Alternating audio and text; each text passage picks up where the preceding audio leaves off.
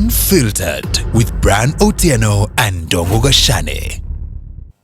Oh yes, this is Unfiltered, a podcast that promises unbiased analysis of news and current affairs. My name is Bran Otieno, and I'll be hosting alongside Dongo Gashane. Yeah, how are you? I'm well. How are you? Niko salama ndugu. Ndungu and I are political reporters at The Standard. And today we have a guest. Hi, cousin. Hi, brother. Yeah. Who are you? I am Peace Kinuthia. Uh-huh. I'm very happy. I'm very delighted to be here. I think hii ni mara yangu ya kwanza kuwa kwa podcast live. You've never been into a Karibu podcast? sana. Na mimi I'm ready not to filter anything. Kabisa. So asante sana. Uh-huh. I come from Murang'a County. Yeah. Yeah. Okay. I'm from Siaya County. Hey, that is the politics of identity that you want to fight.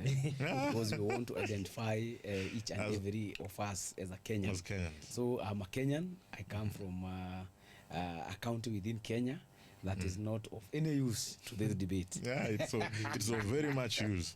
Yeah, so Mr. Gashane. Yes. A lot has been happening this past week. Sure. And we are back where we were last week. The issue of police brutality. Yes, police Remember, brutality, the extrajudicial killings. extrajudicial killings. And because we have a guest today with us here, he will help us digest and also analyze on, we're having this podcast at a time when the country is mourning the death of Albert Ojwang. Not just the death, man, the brutal murder. The brutal murder.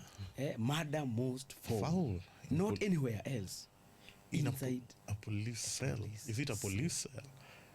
Imagine. It has not been established whether he died from the police cell. Yes. So, like Murkomen said today, or the president said when he issued his statement, do not rush to make conclusions. Just wait for the thorough investigations to be completed. But the death of Albert is a sad story. But wait, Mr. Kinuthia. Are you saying that we should just remain just idle, waiting to hear any narrative from? You remember the police spokesperson, Mushiri. He told us that the guy died after hitting his head against the police cells. That alone tells us that, number one, the guy died at the police cells. Gashane, what are you saying? What I'm saying, the police spokesperson or the IG, they issued a statement based from the report they received from the OCS. So before that, they had no clear information on what transpired. And it is after that statement, after maybe they got an idea or clue what has actually happened, they had to interdict those people. Because probably they found that they lied, or the story that they gave was not consistent with the story that is reality, the reality. So I believe that's why I'm saying the death of Albert was unnecessary. It was not supposed to happen, and we condole the family of Albert. And Gashane, where you are as a country, you have come so far democratically, and I think police officers need to be a bit professional when they arrest Kenyans, because most of the time I've seen Kenyans cry that when a police officer go to make arrest to them, they do it unprofessionally. They treat Kenyans like terrorists. And it's also good to request their training program, their training curriculum to be a bit reviewed so that it can be but can we, even before we go to that, who do you think should be blamed for the death of this young person? And even before you answer that, Yes. Is the president serious in saying that you should not go into conclusions? I mean, The president is very serious. I'm asking this because this person was not killed outside there. He was in police custody. The only conclusion that can be drawn from that is that this person was killed by the police. Bona Gashane, you and I, you want answers. Yes. And so far, you don't have answers. Yeah, and we don't expect you to give us answers. We don't have answers. But That's why the guy died under the hands of police officers. So, who do we blame for the death of Albert Ojwang? that question will be answered conclusively once investigations are complete. Don't you think we should be asking tough questions, especially towards the Deputy Inspector General of Police, Yeah. Mr. Eric Lagat? Of course, hear my version, because this is the guy who had made a complaint against this blogger. Therefore, if that remains the case, then Lagat is a person of interest He is. in the murder of blogger Albert Ojwang. What do you have to say about it? I think the DIG has all the rights, constitutional right to complain. For example, if I see like my name is being maligned on social media, or you are just speaking propaganda about me, I have a right to complain about the particular incident. And if the DIG complained, Yes. I don't know what happened, but he had the right to complain. Yes. I don't know who now went ahead to order or request the arrest of that But particular my question guy. was, do you think, being a person of interest, nobody is refuting the fact that Lagat had complained Yeah. against And Ojwang. he had every right The to do issue so. and the question here is, being the person of interest in the murder, we are not saying he's a murderer. We are saying being the person He's a of interest. person of interest. Don't you think his continued stay in office would jeopardize the Investigations. investigations? I totally agree with you. He should resign. Not resigning as per se, Uh-huh. because so far you don't have the clear information, or you don't have the full report on what has transpired that particular day. But being the person of interest and being the chief complainant, I think it is prudent enough for him to step aside Yeah. pending investigations. You And know- after the investigations are complete, You know why we ask Yeah. that is because picture this: a police officer at, say, the DCI headquarters. You are there, you are at work, and then you get a complaint from the Deputy Inspector General of Police. This is your boss, yeah, telling you that someone has been maligning my name. I want to report this and that. Don't you think that amounts to some kind of order? Yeah. Yeah, it's essentially an order, man. but it's not an order to kill somebody. It's not an order It's to an order kill. to kill somebody. Yeah. So that's why this guy is a person of interest. He must resign. And by the way, Sijui kwa nini something else, unapushi maneno ya hivi ya resign. hata kuna jambo lingine hapa Pius nataka uiangalie. How do you think the president, do you think how the president has treated this case is the way he ought to have treated the matter? Even the police officer, I think they never treated the case so seriously. I think after the news were broken out that the guy had died, the way they treated that story was so casual, and that was very wrong for me. Yeah. I think the first thing could have done before the issue of press statement, try to blame something or Yes. try to cover up something, they could have maybe done a background investigation first. Then they release a statement confirming exactly that guy maybe died, and then they try to find out where did the guy die from. Is it from the police cell, or did that guy from was he beaten from Homa Bay all the way to Nairobi on the way? So those are the questions that you already want to answer. The guys that went to fetch that guy from Homa Bay, those guys, those police officers who went to fetch that boy from Homa Bay, how did they handle that person? Yeah. Did they treat that person kindly? Did they deliver that person to Central Police Station in good health, in good shape? Yeah. Those are the questions that you want to answer. And number two, even the president, it is worrying and devastating to hear that the head of state and the president of the Republic of Kenya has only reacted to that matter. How many hours ago? Not hours, days, man. Days. Days Today is the later. time the president is like, And the it's guy not has even- woken from Srabalad. And he has not even come out to speak to the nation. It's And the a statement. is horror. What do you think about? What do you mean? Have you You know, familiar the head of state does not command the NPS. But that's the narrative. The we're also NPS getting. does not report to the president. Come on, And therefore, the PS. president cannot just wake up And issue a and issue a statement. statement without facts.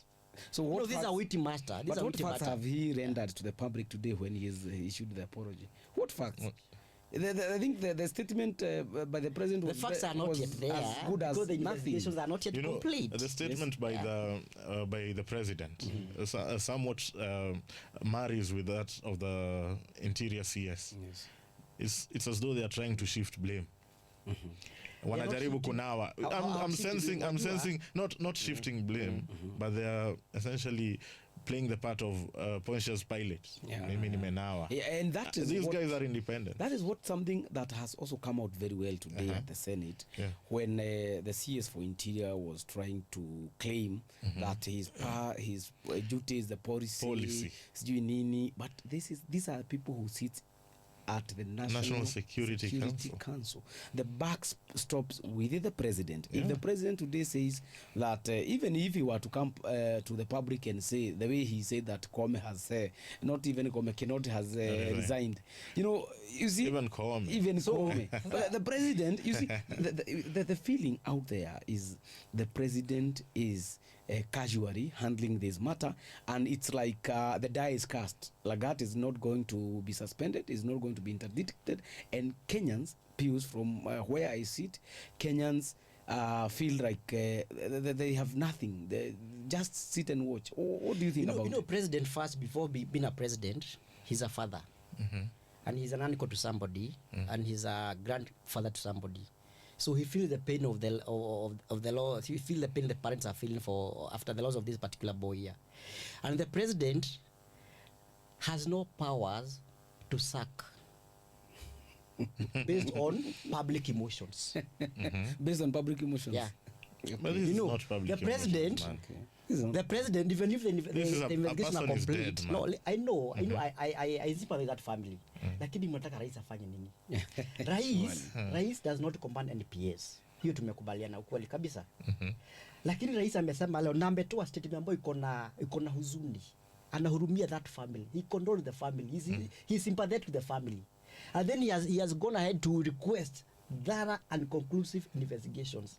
And then from there, after the investigation are complete and the results are out, then from there, now we can judge the action of the head of state or the action of the whoever will be in charge. But the president is assuring or commanding the officers to conduct their investigations when the person of interest is still in office. No, that's the moral responsibility now. Sure, about moral responsibility. Okay, I mean, so even you lack morals, then we say that we can bring the country to the door. The president can ask him to step aside. He can. Can't well, and okay, moving on, Brian. There are these issues about the narratives. There are some narratives. This story has been evolving since that you see. Since when there are fights between the DCI, and that's just the latest version. Is the latest version. There are so many versions that Mr. Ojwang the late is just a collateral. So there was the initial narrative was that he had killed himself by banging his head on the wall. That was the first narrative. Yes. And the second narrative was issued by the IG. The IG. He said that the guy was found unconscious. And in Parliament he has also repeated the same thing. And the guy was found unconscious. Yes. And now the third one is that this guy is a collateral between the fights between... especially by supporters, people who think that this is political, aimed at tainting Lagat's and there is also another narrative. Right now... Before you even speak, I mean, do you sense some sense of cover-up in this matter? It is too early to conclude that.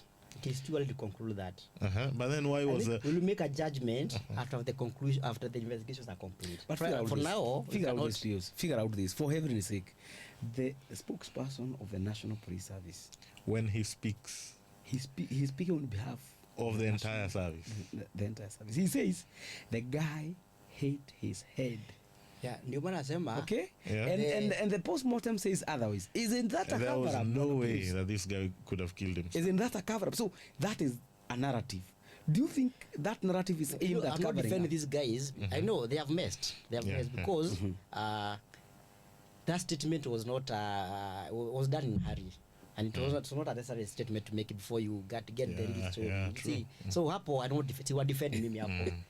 So I defend because even after that statement was issued, from what I hear, kuna watu walienda that central police station, even the father himself aka request afungulie police station aone ni wapi hapo aligongona but hakukubaliwa kuingia police station. Unaona, so tunasema polisi walikimbilia kuissue statement ambazo zitakuja probably I don't know ku incriminate hapo mbele.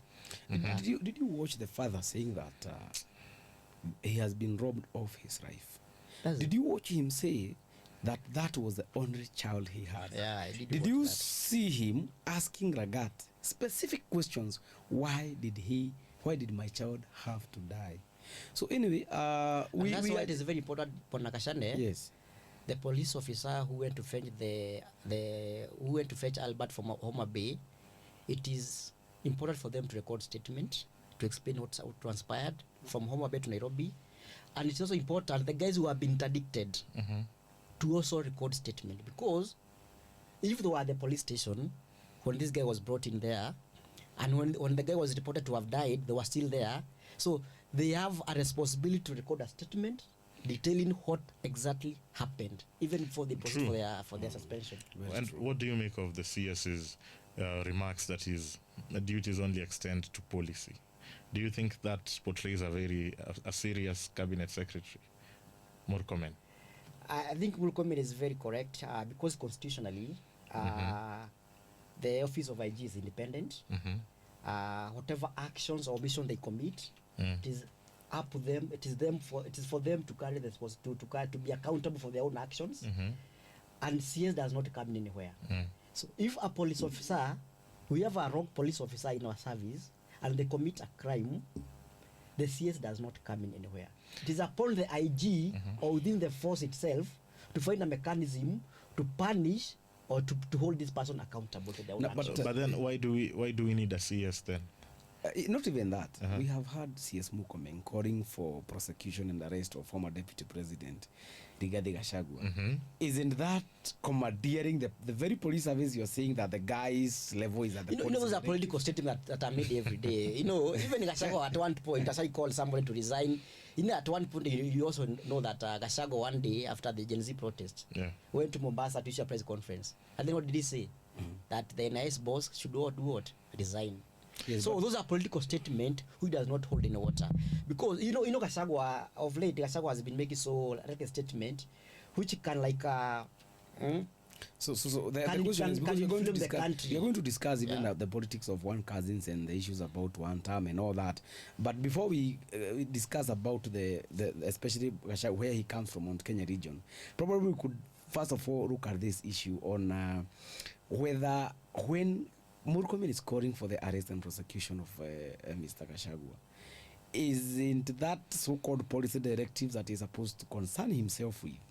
like I've said. Or it is a selective decisions that when it comes to the person who is not politically correct, that is Gachagua, then Murkomen can just back and call for his prosecution. But when it comes to a real issue, the same mouth he used to call for the arrest and prosecution of Gachagua, can't he use the same mouth to call for speedy investigations, or even order or even jot it down as a policy directive that let even the person holding the big office out there to resign, so that you do not jeopardize or compromise the investigation? Gachagua is not in office. Gachagua is a civilian. And if Gachagua is posing a threat to our national security, the internal security cabinet secretary has all the obligations, has all the rights A policy to directive. call for the arrest. Calling for who? Isn't that ordering then But the independent no, police? because he does not command the NPS, that's why his political utterances has never been implemented by the National Police Service, because he cannot order, he cannot give directives to the National Police Service, But the because they're moment independent. Murkomen said that, the Toothless institution he has called never the been arrested. NCIC say they're investigating him. Yeah. To be fair to Bwana Kinuthia here, in the same way that Murkomen does not speak for the National Police Service, he's not a member of the Kenya Kwanza administration. Doesn't speak But for them. my thinking, Bwana Kinuthia and Bwana Gashane, is that Murkomen is not serious. Murkomen, I was very disappointed when I heard Murkomen say that. Essentially, alikuwa nanawa mikono. Imagine. Yeah? Like Pontius Pilate, isi yangu, hii ni ya nani?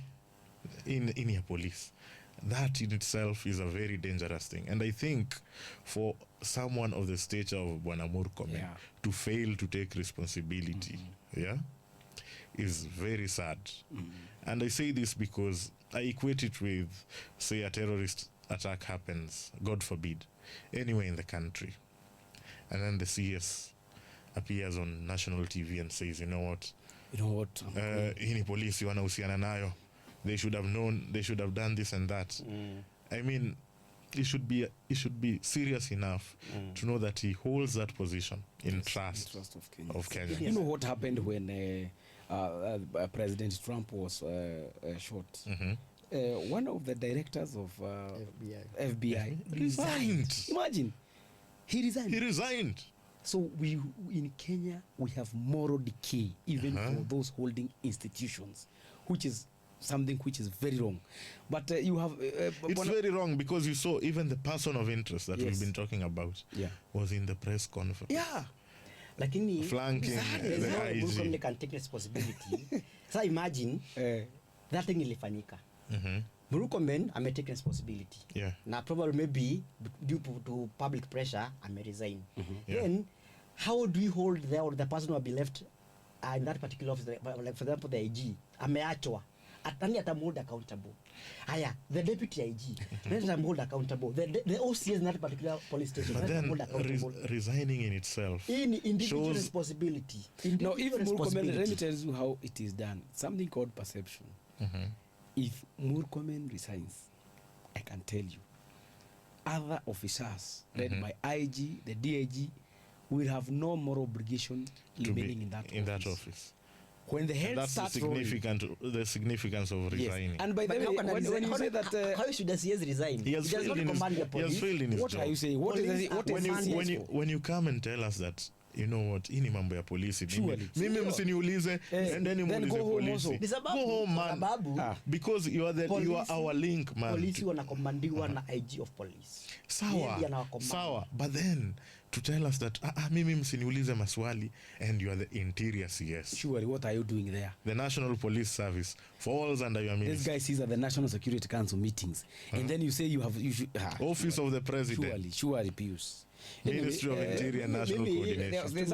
To my own thinking, kila mtu abebe msalaba wake. Kila mtu abebe msalaba, yes. Ofisa wenye walimshika kutoka Homa Bay wabebeshe msalaba wao. Ofisa walimreceive pale Central Police Station wabebeshe msalaba wao. The OCS wa hiyo police station abebe msalaba wake. Whoever was involved in that chain of command wakuwe held accountable. Agreed. But I don't think there's nowhere the CS is coming in here. That's a fair point, Mr. Apus. There's something you discussed about Gachagua and then let's do Mount Kenya. There is this issue about that has been now being peddled, especially by people who come from where Brian comes from. That, you're now ethnically profiling us, Brian. That is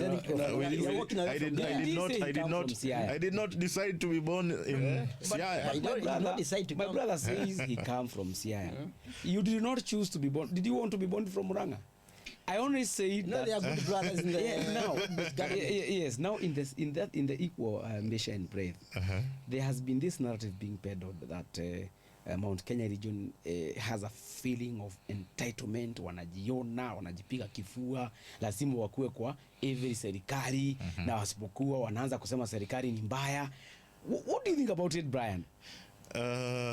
About that feeling of entitlement. Do you think the region, Mount Kenya region, is so entitled? I think it's a very delicate topic to discuss. I believe, to some extent, that certain people, not the region, but certain people from the Mount Kenya region, feel entitled and are unashamed of it. Bwana Murima himself, Mr. Wamunyoro, I mean, the guy doesn't speak about any other region. Murima. Oh, we have numbers to do this and that. Oh, unareta kura gapi kwa meza. When someone speaks like that, Bwana Gashane, yeah, you know, it does not reflect the reality. So in Mount Kenya region, there is someone who is struggling to make ends meet, who doesn't understand this concept of entitlement. Ati nyinyi mnasema sisi tumekuwa kwa serikali, and I'm struggling even to take my kids to school. Yeah? But then the political class, to a very great extent, there are some of your members who feel entitled. The political class. Yeah. Of course, in this show, most of the people that we are discussing are about the political class. So, But then, instead of Mr. beating around the Gashane, bush Mr. and saying that Gashane, there's so many Mr. people, Gashane, you know, just say the Mr. political class feels the Mount Kenya region Mr. Gashane, is you know, entitled. Mr. Gashane, you know, you asked a very tricky question. And You a very said, pertinent you know what you asked? That the Mount Kenya region feels entitled. No, No, it it's does the not. perception, the narrative out there is. Do you think is there a narrative out there that to a larger extent, a section of people from Mount Kenya region feel entitled and must be part of any government? True. There is. But let me ask, even before I usher in our guests, Our guest. for a region that controls over 4 million votes, a region that made President Ruto the president, don't they have a right to feel entitled, Brian? Really? You see, what you're asking is very, kwanza kabisa, let's talk about the 4 million votes. Not even 4 million votes. Where do you get those 3.1 numbers? million votes. Not Yeah. even 4 million votes. Call them 3. Actually, don't call them 3. Say 2.8. You know why I'm asking that, Bwana Gashane? Yes. If you look at data from the last election, Mount Kenya, what we consider Mount Kenya, the former central province, Kenya the counties of the former central province. We also have Nakuru in that lineup. We have Laikipia, Meru. We have Tarakaniti Embu. and Embu. And Laikipia. But and Laikipia. But then you can, Embu, is very close to the former central province. Now, when you add all these counties, do you want to tell me that every person in Nakuru has roots, traces their roots in Murima? Nakuru is a cosmopolitan area. Exactly. And most of the voters from Nakuru, to a larger extent, hails from Mount Kenya region, and others hails from Rift Valley. Kidogo sana kuna traces other regions, but the main question, and the main votes, question is how many votes did Ruto get in 2022 from Mount Kenya region? So Ruto got 2.9 million votes from those counties. That is a shy 3 million votes. Yes. And so how those many counties produced 3.8 million votes. Yeah, Yes.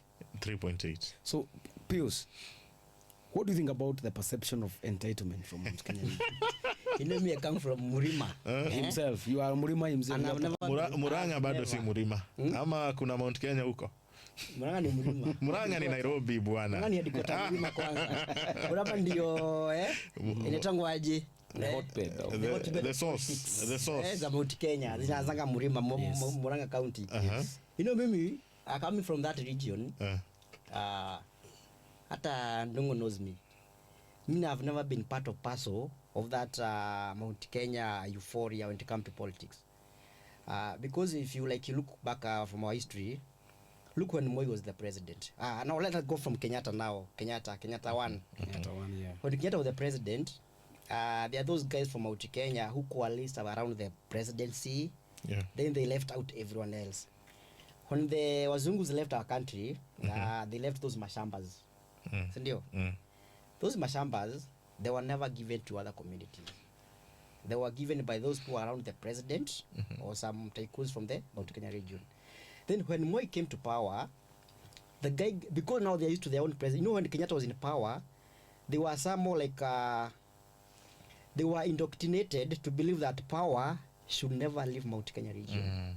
And that's why after Kenyatta passed away, there was this a countrywide rally to mobilize people to reject any succession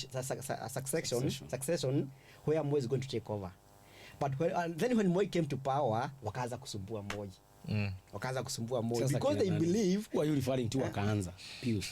Those Mount Kenya power brokers. The Mount Kenya mafia. Wanajua wao. This is history. Nini history? Wanajua uongozi unafai kutoka Mount Kenya. Wakati Kibaki alikuwa na uongozi, when Kibaki was doing his campaign, they had this MOU with other tribes, including Raila Odinga. But when Kibaki got to power, they discarded that MOU. Who? Those guys around those Mount Kenya power brokers. I'll not name names. No, yeah, this show is called Unfiltered. Unfiltered. And you promised not to you know, in that MOU, Raila was to become the prime minister. Actually, in that MOU, Baba was to become the prime minister. But because it does not come from Murima, they had to discard that MOU. They tore it into pieces, and even Baba was blocked from going to the State House. You cannot write it. Uhuru. Let him get to Uhuru. Then when Uhuru was that? amekuja. Are you talking about 2013? I'm talking about 2004. Or 2000 after And then the before you know, elections. another agreement, another content of that MOU that was discarded was the new constitution. Yeah. But what happened? Bombers. Whatever they had agreed was thrown away. And that's how now the government disagreed. The government now, Raila walked out. They went to the referendum because they introduced another different things that they had agreed upon. Okay. So wakaenda yes and no. Wakakosana. Hapo serikali kanini. No, when Uhuru came to power, hakuna na makelele mingi. Hapigi makelele, hata akifanya nini, guys from the Mount Kenya, hawapigi kelele mpaka compare 2 terms. Yeah, besides before wanampea 2 terms, yet first term kulikuwa na NY scandal. Kulikuwa na MOH scandal. Watu walikuwa nakota kwa River Yala. They never complained because power iko nyumbani. But now when a son of nobody come to power, wanaona huyu hafai kuwa kwa power, wanaanza kumsumbua. No, let me just hold your thought. In 2002, this guy is seeking to write history. If Raila Odinga, and by the way, this guy vied for Murang'a senatorial seat on ODM ticket. And he failed terribly. He got about 9 votes. But, that is now perfect. I got 4,500 votes. No, at least I wanted to ensure that I still have to vied. You see, he has confirmed he vied. So in 2002, if there was any memorandum of understanding between Raila Odinga and Mwai Kibaki, if my friend here is claiming that the Mount Kenya so-called mafia brokers blocked Raila from being the prime minister, but wait, who was even the Kibaki's vice president? It was Kijana Wamarwa. So if there are any people to be blamed or to be called mafias or brokers, are probably people from Wamarwa side, because how dare you say that Mount Kenya mafia they blocked him from being the prime minister and they never got the position of prime minister? Come on, Pius. Then come 2007, you know what happened. Kibaki was re-elected. Raila Odinga disputed. I don't think he was re-elected. No, we are going by what the results. Even if he was elected, then Samuel Kivuitu said it doesn't know who won that particular. So the issue of entitlement, I believe the reason why the Nyanza region feels entitled around Raila Odinga is because I believe one day Raila will take them to State House, although I don't see that coming to reality. So the issue of entitlement, let me just... Mr. Gashane, what I understand Bwana Kinuthia to be saying is that it's not that the region is entitled. It's a cabal of power brokers. Yeah. Who are these power brokers that you cannot name, even a single name?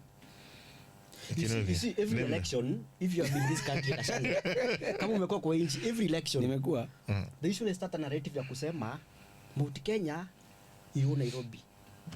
We control the economy of this country.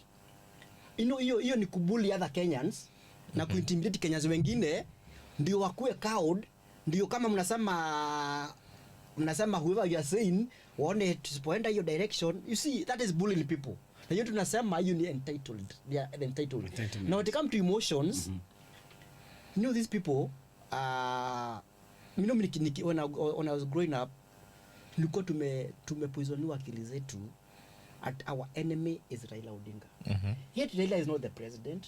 Tumekuwa na president wa Kikuyu. But hawa tunatuambia ile ndio shida, walisoma high school na primary school na pesa za coffee na majani na whatever. But because kwa power wameshindwa kumanage, imecollapse, that screen imecollapse. Ndio unajua wametupoza na ile ndio mbaya. Na ile anasimama kiti, wanakuja na the same narrative. Huyu ndiye adui yetu. Even at one point alikuwa anatuambia if you vote for this guy mtavaa vinyasa. So what I'm saying kuwa when it comes to politics or Mount Kenya folks, Amtaki vinyasa kabisa. They usually very emotional. Angalia, unakuwa they vote with emotions. Angalia agenda. Kuna shida gani kuvaa kinyasa? Haangaliangi Mount Kenya folks, haangaliangi agenda, haangaliangi ideologies, haangaliangi like the agenda. Wanaangalianga the emotional aspect of it. Na ndimona after 2 months after election imeisha, wanaanza mwenye walichagua tu in masses, wanaanza kusema ati amalize aende. Why are they saying that? Because the emotion in the cloud their reasoning. But then before to unajua even Jomo Kenyatta alikuwa anavaa kinyasa. Yeah? But then moving on from that, yeah? I think it's unfair to say that Ruto's problems are because of a certain cabal of people who think that, you know, he's not from Murima, he shouldn't occupy the presidency. I think Ruto's problems are of his own making. That's what I wanted to inform my brother here. In fact, I wanted to raise a point of information and tell him that you cannot blame President William Ruto's woes On detractors, Kenya region. Munawaita bars, ama munaita aje? Those political brokers. I can tell you, Ruto's problem are contained in his mirror. Extrajudicial killings. Taxes. Taxes. Look at even the budget Endless that is going to be read tomorrow. Ruto. Pius, hebu tukuulize, since ulijaribu ile elective seat ikashindikana, ikakwama, uko kwa employment ama uko wapi? Mimi ni mwanabiashara. Wewe ni mwanabiashara. Umeandika watu kazi. Umeandika watu kazi. Mimi nimeemploy 4 people. Hata nikwambie, mimi nimeapply hustler fund by the way. Na nikuuliza. Nilichukua hustler fund ya 50,000. Nikaboost biashara yangu. Anaijua ndio kidogo. Lakini sasa wale watu wanne umeandika kazi. Yes. Payslip yao inakaa namna gani in the last few months? Are they earning the same amount? Walipanga cash. I want to avoiding taxes. Yeah. So you hustler. Chini ya meza. Ukiwa baba mboga, huwezi ingiza kwa mtu kwa payroll system. Unaona baba mboga, mimi baba mboga. So siwezi mbele kwa payroll system. So huwezi kufika mimi na mwekea pesa yake kama nimeagina mlipa 20,000 to avoid Ruto's taxes. To avoid Ruto. Bas, ndio hiyo. I'm telling you. Ndio hiyo. To avoid Ruto's taxes. Ruto's problem is Mount Kenya region. You cannot. Ruto's problem is amejitengenezea shida zake. Remember Ruto akija kusimama president. This is Mount Kenya people again, this is Mount Kenya power broker. Not wananchi walimsupport firmly. Lakini this wa vigogo wa kisiasa wa matajiri, they were against the president. They were not against him. Well, hao watu unajua lazima weke inaitwanga double charge. Sasa Ruto amechukua huko.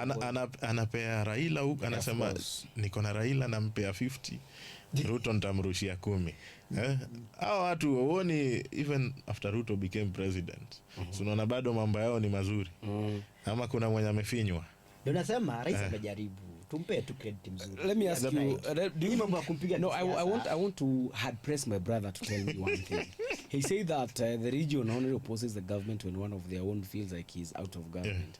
And I want to imagine that he's referring to the fallout between the president and Rigathi Gachagua. Would you not say that Mount Kenya is in government pews? Are we not in government? I mean, you control 8 cabinet secretaries. And why is this narrative that we are only fighting, the region is only fighting Ruto because it is not in government? It is in government. In fact, I want to remind you, the second in command hails from Murima. True or not? Lakini, true or not? Kukua in government is the same as kukua president. But the region supported Ruto wholeheartedly 2022. Tunasema region ilimpigia kura. Lakini hao mabwenyenye wenye wataki mtu mwingine ambayo you know Ruto is a nobody in this country. He's not a nobody. He's a nobody. You can't say His that. parent is not known. You can say Ruto is a He's not- nobody. He's not a parents are nobody. Ruto is a dynasties. nobody. No, He's no, a no, no. billionaire, Ruto is a but one of the businessman. Ruto one is of the an wealthiest outsider when it Kenyans. comes to a political I think context. He's not an outsider. He's Kinovia, much of an insider, I'm even telling more of you, an insider than the guy Raila. served in 10 years as deputy president of the Republic mean, of Kenya. not- You're saying he's a son of a nobody, Sasa man. he rose there No, against no, their wish. And sure. Bwana Gashane, Yes. something else to point out. Ruto has never held any other job. Yes. Never. All his life he's been employed in government. Yes. Yeah? Ever since he left campus, the guy has never tarmacked. Aliingia KANU, YK92. IK92. Hiyo ni grace ya Mungu. Yes, tumeagree. Sasa tuendelee. Kuna hii kitu hii mambo ya cousins. What do you think is Gachagwa's end game? Na hii siasa yake. Hi cousin. Hiyo siasa za Gachagua za kuitana cousins. Those are political rhetorics which are very dangerous in our country because ukiangalia historia nyuma you can see kama Rwanda. The moment you identify yourself with a certain particular ethnic group, then you make others feel like they're not part of that. Una strokes fires of hatred. You see? So that particular conversation of kuitana cousins like a nephew, I think it is a reckless nephew. it's a reckless statement Nephew ni kina nani? because ukisema kule wite people from northeastern eastern region cousins. Haya watu wa Nyanza utawaita nini? Umeweka nje. Watu wa Rift Valley ni akina nani? So wacha tuache kuidentify watu na ethnic groups. Tuitane Kenyans. Do your politics without inciting other communities. I know Gachagua will disagree. No, I want to ask a very simple question. When I consult my dictionary, it tells me that word cousin means a child of one's aunt or uncle. Why are you saying the term cousins is ethnic connotation? Pius. Are you in politics? No, what politics? You know, What, kwa do you have siasa, a dictionary in politics, for politics? You know, that is like a contemporary meaning. But in politics, kuna those deeper meanings. So are you saying that Because he knows, the deeper you know meaning? Gachagua. No, I want to get this from you.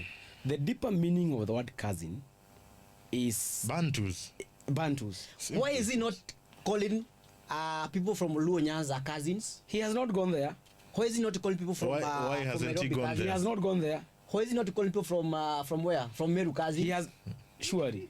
Why is he not calling them cousins? Anyway, I want to say this. Gachagua is, I would say that he was one of the people that had been underrated politically.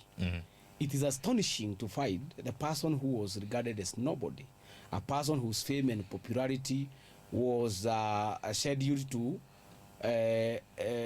kuisha in 2 weeks, is a person who is now setting the agenda in national conversation. When Raila calls watu ya Nyanza Western mashemeji, Pius does not he doesn't say that it is very wrong for Raila, that is ethnic. Ni mashemeji sababu familia yake imeoa huko, ndio maana anaita mashemeji. So that's according to your definition. So what I think, the larger picture of the politics of one term and cousins, the guy has become a person who is setting the agenda for national conversations. We saw Sadly. President William Ruto yesterday. Even him acknowledging that he is also ready to unite cousins. All Kenyans. He said he is going to unite cousins, All Kenyans, brothers, including cousins. sisters, including cousins. So I think that this guy is holding Kenya Kwanza administration by its balls politically. So and it's not a bad thing because Gachane. you remember you asked me why he's not calling the people of Western cousins. I think Gachagua is adhering to Ruto's political playbook because Ruto speaks different languages to different communities. In fact, majority of the people were wondering how Gachagua, who has confined himself in Mount Kenya region, will tell the Coastarians when he goes there. People are astonished by the level of his mastery of the Queen's language and coining words to suit the environment he was in. So I am telling you, when he goes to Western, I can believe that Gashane, he's also going to before come you up go with to another Western, narrative. Yes. don't you think that it's pointless Yeah. to be speaking the Queen's language in Coast? The quiz. well, But okay. sadly, you see that Gachagua is shaping the narrative. Yes. Sadly, it's around ethnic mobilization. When you know, it seems that the plan is to unite Bantus, yeah, into one outfit, and hence the referring to them as cousins. He goes to Kambani, sisi ni cousins, trying to bring back ties that, you know, historical ties. But then it's a very dangerous brand of politics. So you say that one, it is dangerous and it is sad. Yeah, So why do you think so? I think so because he's not mobilizing them along issues. It's about their ethnicities. You know, we share a common heritage. We all came from the Congo forests. We are all So Bantus. yeah, we are Bantu, so we should be in one outfit. I think, about and Nilotes? you can't blame Gachagua alone. Even Ruto, the president, is guilty of doing the same. He's mobilizing along Yes. ethnic lines. That's why he will appoint 8 cabinet secretaries from Mount Kenya. Yes. He will make appointments from the Mount Kenya region. And whenever he tours the region, he makes sure to go with everyone he has appointed. Yes. Parading even some unknown guys. Ati huyu pia. Mnamjua huyu. Mnamjua huyu. Brian, if you look at the architecture of the Kenyan politics, let us not hide our Yeah. Our heads heads in the sand. in the Yeah, sand. true.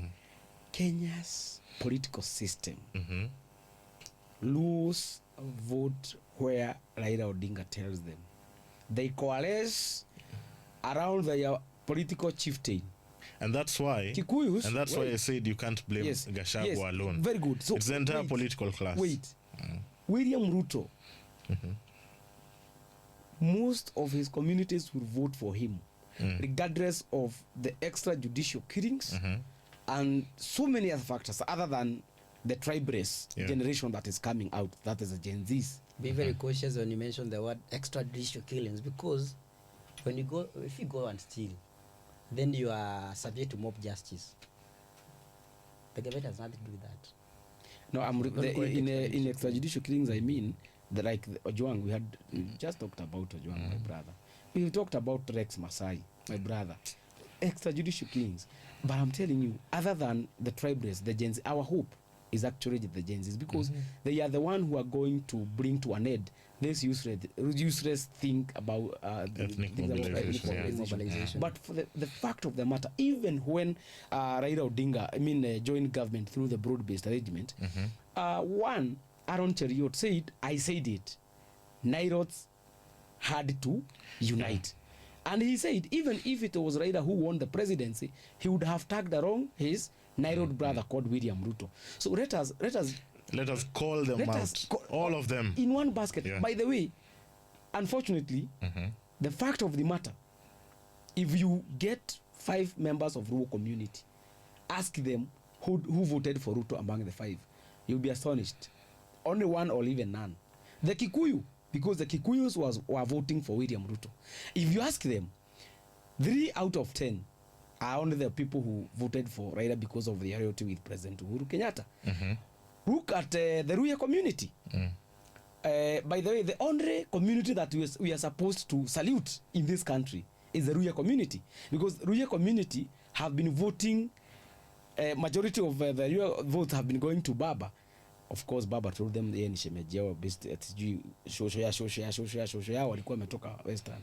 So other than Ruya community, all other communities in Kenya, even the Northeastern, they are pro-government, so they voted where Uhuru Kenyatta was, because they are members of the Jubilee Party. And I can bet, even in 2027, these people, the Northern, the Eastern, are going to vote for William Ruto. So we better start conducting public sensitization to our people to vote not because of mtu yetu, but vote for ideology, agenda-based campaign, and manifesto based. I'm telling you. And I think Mr. Gachagua should also stop lying to himself that he can unite Bantus along one line. You know why? Our Shemeji, the Luyas, we call ourselves Shemeji because of the intermarriage, which is very high in our region. Yes. The Luya, the Kisis, the Nandis, we share a lot culturally. So what are you saying? I'm saying that sometimes You cannot unite them. No, under I'm the- saying you cannot come and start telling someone wewe sasa unajua huyu si kazini yenu, mimi ndo kazini yenu, nilitoka Congo Forest. You're telling a person who shares who shares maybe a borehole, a watering point with a neighbor. You start telling them apana, you shouldn't side together. But Mr. Pius here is known for very controversial remarks No, I know. on social media. No, you know. Kwanza mimi nataka nikuchokoze. Unaona Kwanza hii mambo ya one time unaona aje? Ni one time. kwanza before tuende kwa one time. Nimefurahi umekubali kuwa kila mtu ni tribal. Yeah. We all tribal. And that is a problem as a country you cannot escape from. So hata ukisikia mwanasiasa akisema ameongea hiyo, it is like in our system. So we need DNA. The original sin. And Ruto tried to correct that particular historical Come trend on, bana. in He has 22 it. now. Which Ruto? Isaac Ruto or William? President Ruto. You know when Ruto was vying for presidency, he never talked about him being a Kalenjin. Vote me because I'm a Kalenjin. He never talked about Vote it. because he dropped the agenda of ethnic communities, agenda of tribalism. He came with the agenda of economic empowerment through what you call better plan. He was lying. Akasema nataka kuempower hasa. He was lying. Sasa, Because when he took over, most of the appointments, by the way, let me tell you, No, sir. most of the appointments he made, it was either a Kalenjin or a Kikuyu. No, it's Because not. those It are was the not either Kalenjin or a Kikuyu. Yeah. It was a Kikuyu. Na nasema Yeah. ikija ni political conversations alikuwa amejaribu sana kuepukana na mambo za ukabila, tribal, alikuwa amejaribu sana. Na unaonaje atatoboa two term? Sasa nikuuliza Ni two term na one term. Ni one term ama acha two? niwaulize swali simple. Sasa inafanya kazi. Ai. Hustler fund watu wameweka mabiashara, they are thriving. Kama wewe. Sasa nikuulize. Hii na Nairobi na Mau Summit Road inaanza next month. Keno Marua Road ndio hiyo imeresume after the former regime sijui imepeleka pesa wapi. Rais ametafuta pesa hapa na pale, mradi imeanza. Sasa nikuulize. Unataka mtu anaita watu wengine kazi nje because si na ilots ati ndio aseme ati changanya watu. Ruto bora amefanya kazi bwana. Bwana Pius. We wish we had. Anakuambia hii one time mnaongelelea tunafaa tu enumerate the success of one term successes. Sasa tutaongea mambo za two term amalizie yenye alianza na one term failures pia.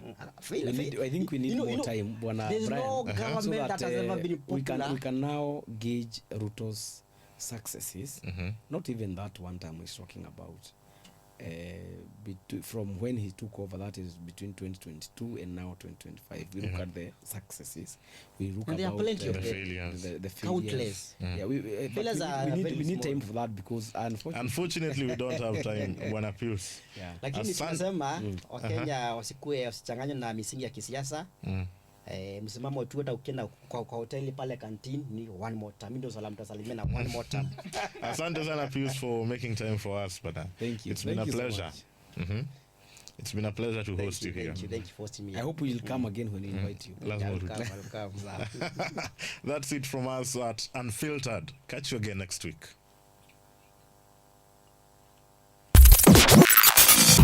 Unfiltered with Bran Otieno and Dongo Gashane.